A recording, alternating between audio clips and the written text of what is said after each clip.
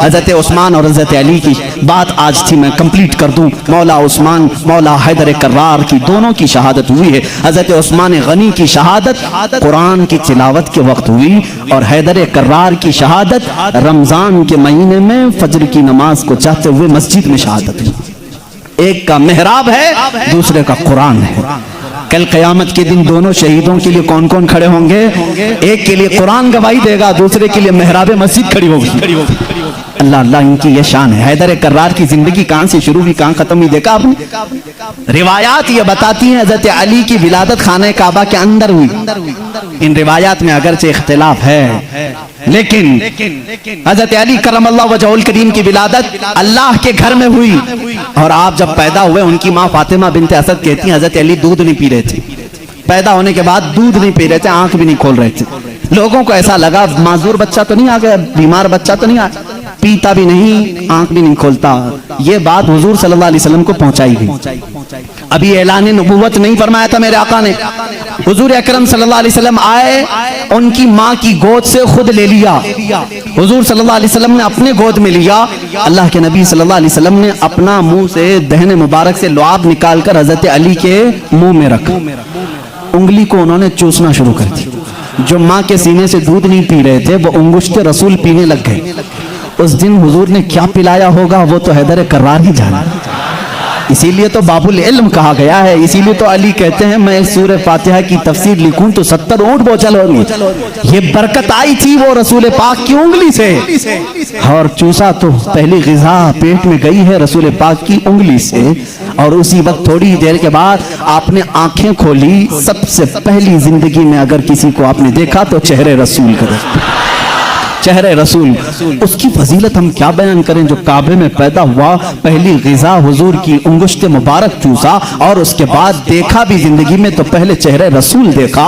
ابتدا جس نے زندگی کی یہاں سے کی ہے اس کے مقام کو کون پہچان سکتا ہے, کون جان سکتا ہے. اسی لیے میرے عزیزو جب زندگی کا خاتمہ ہونا ہے, خاتمہ ہونا ہے, رمضان کا مہینہ ہے, روزوں کے دن ہیں, اور فجر کے وقت حضرت علی کرم اللہ وجہہ الکریم مسجد میں آ چکے ہیں. مسجد میں آ چکے ہیں. ظاہر سی بات ہے فجر کا وقت ہوا ہوگا تو روزہ بھی ہوں گے, روزہ بھی ہوں گے, نماز کا وقت ہوگا. اسی وقت ایک عبد الرحمن ابن ملجم نام کا خارجی کتا آپ کے پیٹھ کے پیچھے سے وار کیا, اور زخم اتنا گہرا ہو گیا کہ حضرت علی کرم اللہ وجہہ الکریم کے سینے کے باہر سے وہ خنجر باہر آیا. کچھ بھی آپ کو پلایا جاتا تو زخموں کے راستے سے باہر نکل جاتا تھا. اتنی خطرناک قسم کا خنجر اس نے مارا اور مصلی پر آپ گر پڑے تھے. حضرت علی کرم اللہ وجہہ الکریم کی زندگی یہاں سے شروع ہوئی. اے مسلمانوں سوچو, جس کی ابتدا خانہ کعبہ سے ہوئی اور اختتام محراب مسجد میں ہوئی, اس علی کی نمازوں کا حال کیا ہوگا. اسی لیے تو یہ بات آئی کہ جس کی زندگی کعبے سے شروع ہوئی اور محراب مسجد میں ختم ہوئی. توجہ چاہتا ہوں, جس کی زندگی کعبے سے شروع ہوئی محراب مسجد میں ختم ہوئی. اسی لیے مولا بھی یہ نہیں چاہتا تھا کہ اس حیدر کرار کی کبھی نماز قضا ہو. ایک بار رسول پاک صلی اللہ علیہ وسلم ان کے زانوں پر سر رکھ کر سو رہے تھے. عصر کی نماز آپ نے نہیں پڑھی تھی, سورج ڈوب گیا تھا. جب میرے آقا بیدار ہوئے رونے لگے, علی زندگی میں پہلی ہے نماز جو قضا ہوئی, مولا کیسے قضا ہونے دے. میرے آقا صلی اللہ علیہ وسلم کو حکم ہوا آپ چاہیں تو پلٹائیں. میرے آقا نے اشارہ کیا اے سورج پلٹ جا, کسی اور کے لیے نہیں, صرف علی کی عصر کی نماز کے لیے, صرف علی کی عصر کی نماز کے لیے. وہ بھی عصر جو سب سے اعلیٰ خطر کی ہے. اعلیٰ حضرت نے فرمایا ہے انہیں جان واپس لوٹا دی صدیق اکبر کو, اور انہیں نماز واپس لوٹا دی. حضور اکرم صلی اللہ علیہ وسلم نے لوٹایا. حضرت علی کرم اللہ وجہہ الکریم نے اپنی نماز مکمل کی. سورج اپنے معمول کے مطابق واپس پھر غروب ہوا. پوچھو اس آج سورج سے آج تک ہے کسی نے تجھے غروب ہونے کے بعد لوٹا دیا ہو, لوٹایا ہو؟ تاریخ ہمیں بتا دیں کبھی اس سورج کو کسی نے پلٹایا ہو؟ نہیں میرے عزیزو. نمرود نے ابراہیم علیہ السلام کے ساتھ مناظرہ کیا تھا. ابراہیم علیہ السلام نے اس وقت اس کو یہ بات کہی تھی میں تو اس خدا کو مانتا ہوں جو سورج کو مشرق سے نکالتا ہے مغرب میں ڈباتا ہے. اے نمرود تیرے پاس سب سے بڑی طاقت ہو تو ذرا سورج کو پیچھے سے لوٹا کے دکھا, مغرب سے, پچھم سے, ویسٹ سے نکال کر کے دکھا. نمرود نہیں کر سکا. آج کے زمانے کے نمرود کو بھی میں کہتا ہوں امریکہ لوٹا کے دکھا. रशिया लौटा के दिखा, यूरोप लौटा के दिखा, मिसाइल बहुत बनाए, पेट्रोट मिसाइल, पता नहीं पूरी दुनिया को तबाह करने के आले तुम्हारे पास हैं, लौटा के दिखाओ। नहीं लौटा के दिखाओगे, लौटाएंगी वो उंगलियां जो टूटी चटाई पर बैठती हैं, लौहे महफूज का मुताला करती हैं। मेरे आका सल्लल्लाहु तआला अलैहि वसल्लम की वो अंगुश्त शहादत सूरज की तरफ होनी थी कि सूरज आ गया। बाज मुहद्दिसीन ने फरमाया है सूरज रोजाना जो निकलता है वो आबो ताप के साथ निकलता है, मशरिक में जब निकलता है आबो ताप के साथ निकलता है। आला हज़रत का एक शेर भी है, इसकी तर्जुमानी आप करते हैं, फरमाते हैं उस दिन सूरज जो है हड़बड़ाते हुए बाहर आया था, यानी डर के बाहर आया था, इसलिए कि आज खिलाफे मामूल पहली मर्तबा इधर से निकाला गया है, इधर से निकाला, और बे टाइम की। ये सारी फजीलत मेरे आका की है जरूर। अंगुश्त मुबारक उठी और सूरज पलट आया जरूर, लेकिन कभी ये नहीं देखा कि लौटाया किसके लिए गया था, किसके लिए? उसी अली करमल्लाहु वजहुल करीम के लिए। अल्लाह रब्बुल इज्जत ने उनकी नमाज को कज़ा होना गवारा नहीं फरमाया, इसलिए कि इनकी जिंदगी काबे से शुरू हुई है, मेहराब मस्जिद में खत्म हुई है। मुसलमानों इनकी जिंदगी से इतना सीख जाओ कि हैदर कर्रार की नमाजें अल्लाह हमें अता कर दे, इसलिए कि जब वो नमाज में खड़े हो जाते तो ऐसा मां हो जाते। एक बार आपकी पिंडली में तीर चुभ गया था, निकालने के लिए बड़ी तकलीफ थी, गोश्त साथ में आ सकता था, लोग निकालने जाते आपको दर्द होता, लोगों ने फैसला किया जब अली नमाज में हो तो निकाल लिया जाए, अली नमाज में हो तो निकाल लिया जाए। हजरत अली नमाज के लिए खड़े हुए, लोगों ने खींच करके तीर निकाल लिया, उसके साथ गोश्त लग करके बाहर आया। आपने नमाज नहीं तोड़ी, पूरी नमाज मुकम्मल हो गई। सलाम फेरने के बाद अपने पैर पर हाथ रख करके पूछ रहे हैं तीर कब निकाला, तीर कब निकला? मुझे पता ही नहीं चला, इसलिए कि मैं मेरे रब्बे जुल जलाल की बारगाह में था। वो नमाज में महवियत थी, नमाज में गर्क होने की शान थी मौला अली करमल्लाहु वजहुल करीम की। ऐ मुसलमानों, आज अगर हमारा नौजवान गर्क है किसी में तो गेम में है, गेम में डूबा हुआ है, नमाजों में नहीं। नमाजें तो यहाँ हिसाब किताब के लिए लोग बांध लेते हैं, दुकान में कितना हुआ था, कुछ भूला हो तो नमाज पढ़ने आ जाए। माअज़ल्लाहि रब्बिल आलमीन, कितनों की नमाजें सिर्फ वसवसों में पूरी हो जाती हैं। अली की नमाज वो है कि जिसमें तीर चुभा हुआ निकाल लिया जाए तो उन्हें पता भी नहीं चले।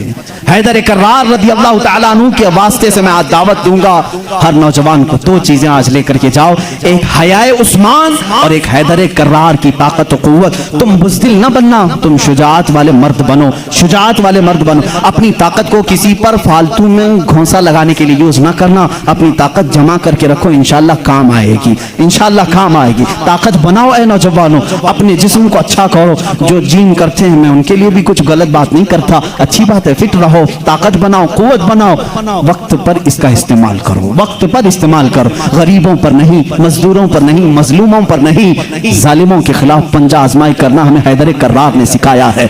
जो रसूल करीम सल्लल्लाहु अलैहि वसल्लम के खिलाफ आए, हम अपनी ताकत का इस्तेमाल कर सकते हैं। ये सेल्फ डिफेंस की बात मैं कर रहा हूँ, कहीं अटैक करने की बात नहीं। मेरी बातें बहुत जल्दी लोग नोट कर लेते हैं।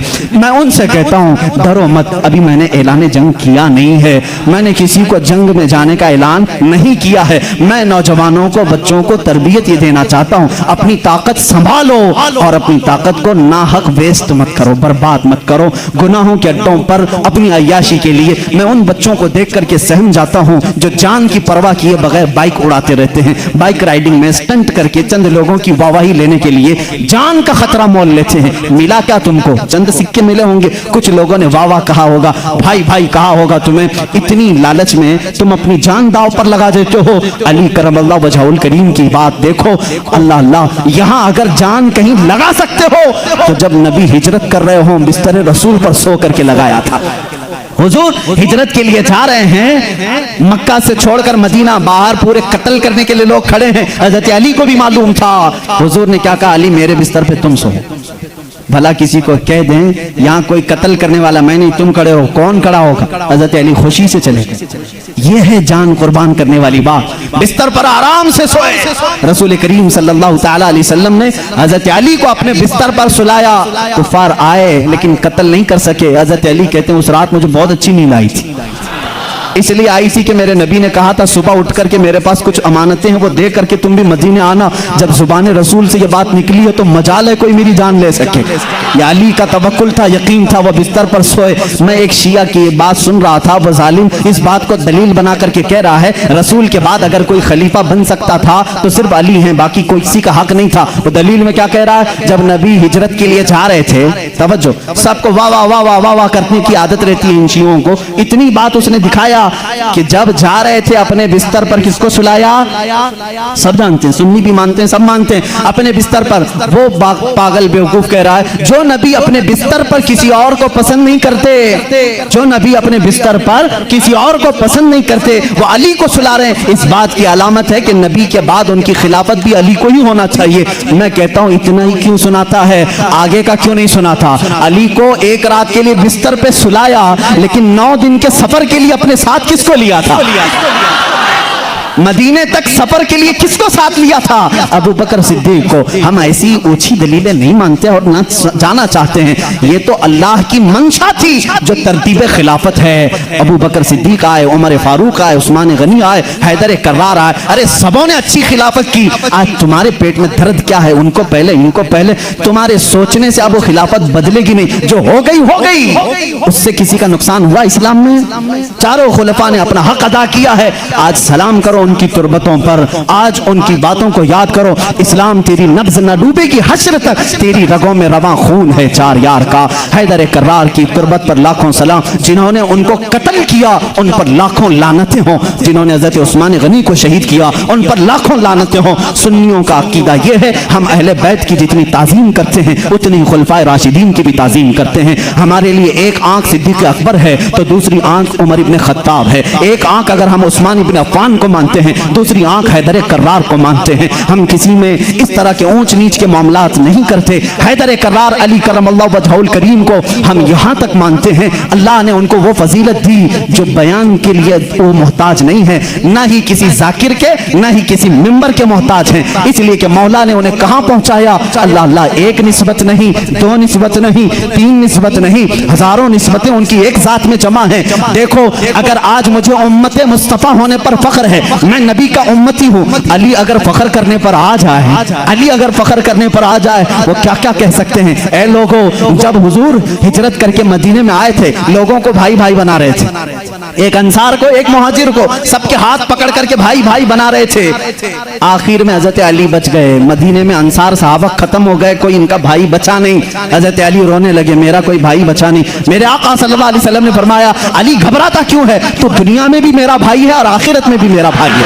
جس کو رسول اللہ کا بھائی ہونے کا شرف حاصل ہے وہ یہ کہہ سکتا ہے رشتے میں بھی بھائی ہوں, نبی کی زبان پر بھی بھائی ہوں. اور اللہ کے نبی نے اپنی سب سے زیادہ پیاری بیٹی جو جنتی خواتین کی سردار ہے وہ علی کے نکاح میں دے دیا. اور اتنا ہی نہیں, میرے آقا نے جن کو فرما دیا الحسن والحسین سیدہ شباب اہل الجنہ, حسن اور حسین تمام جنتی جوانوں کے سردار ہیں. اللہ اللہ, وہ فضیلت کے حامل وہ دونوں شہزادے خون علی سے پیدا ہوئے ہیں. اور رسول کریم کے داماد ہونے کا شرف, بھائی ہونے کا شرف, فاطمہ زہرا کے شوہر ہونے کا شرف, حسنین کریمین کے باپ ہونے کا شرف. اتنا ہی نہیں, سلسلہ قادریہ کے بانی ہونے کا شرف, سلسلہ سہروردیہ کے بانی ہونے کا شرف, سلسلہ چشتیہ کے بانی ہونے کا شرف, بلکہ کل جہاں میں ولایت اگر تقسیم ہوئی ہے تو حیدر کرار کے قدموں سے تقسیم ہوئی ہے.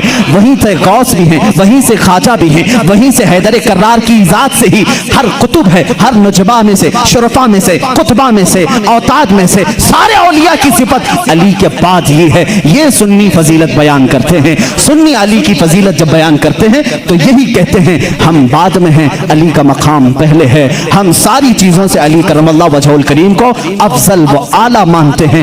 آخری جملہ یہ ہے, جہاں سب کی فضیلتیں پہنچتی ہیں وہاں سے فضیلت علی شروع ہوتی ہے, لیکن ساتھ ہی ہم دیگر خلفاء کی بھی فضیلت کو تسلیم کرتے ہیں. اے مسلمانوں, دعا کرو اللہ کی بارگاہ میں, مولا جب تک تو زندہ رکھے ہم میں سے ان چاروں خلفائے راشدین کی محبت میں جیتے مرنے کی توفیق عطا کر دے۔ اے کریم خدا، ان میں سے کسی کی ہم سے گستاخی نہ ہونے پائے، کسی کی توہین نہ ہونے پائے، کسی کی بے حرمتی نہ ہونے پائے۔ اے مولا کریم، جو ان کا مخالف ہو اس کی زبانوں کو تو کھینچ لے۔ اے مولا ان پر تو لعنت فرما۔ جو رسول کے جانثاروں کا دشمن ہو مولا تو اسے دنیا میں بھی اور آخرت میں رسوا اٹھا۔